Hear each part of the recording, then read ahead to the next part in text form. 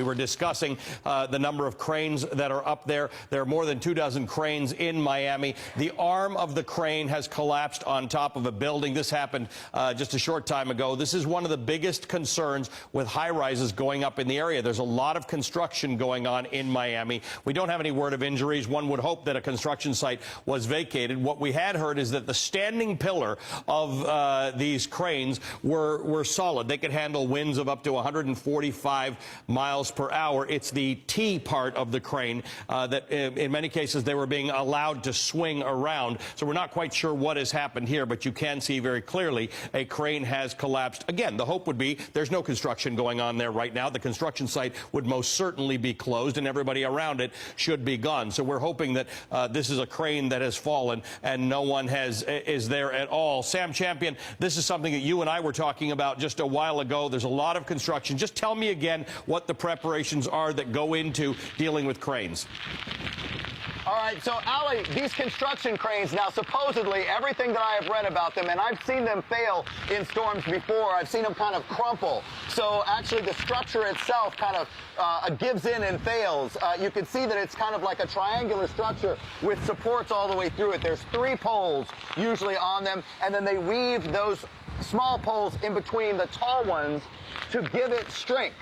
So sometimes if you see them fold and crumple together, sometimes the wind has been so strong that the structure itself will fold or it will break. There's another way that they can fail, and that is they're mounted at a base. They're bolted in to the construction on top of the building.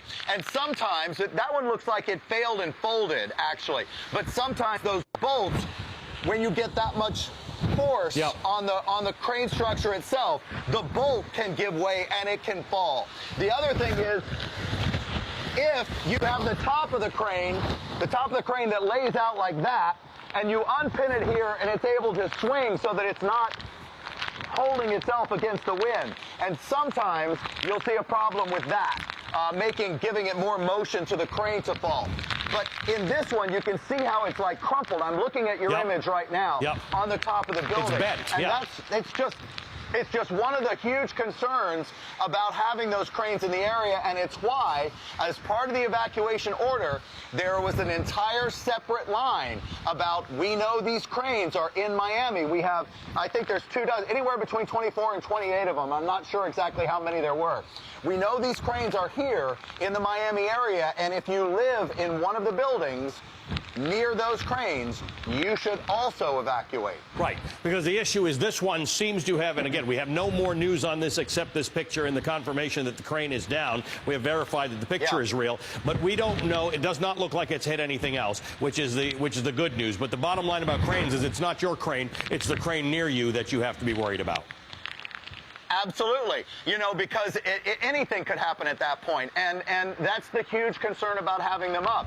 Unfortunately, the people we've talked to, and again, I'm just kind of relaying information that I got from people who work with them.